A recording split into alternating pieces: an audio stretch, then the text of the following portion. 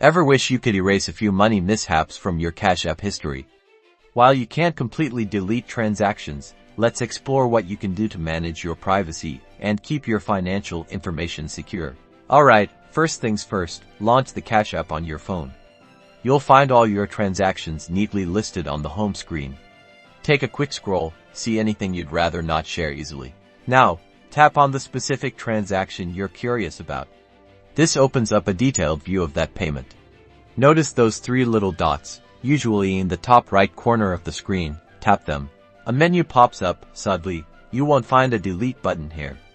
Cash App, for security and record-keeping purposes, doesn't allow users to completely erase their transaction history. But don't worry, we have alternatives. Head back to the Cash App home screen and tap on your profile icon in the top right corner. This takes you to your settings. Scroll down until you see the privacy option and tap on it. This is where you can control some visibility settings. Okay, in your privacy settings, turn on the private option. Enabling this makes your Cash App activity less visible to other users.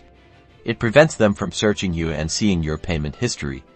Remember, it won't delete existing transactions, but it adds a layer of protection moving forward.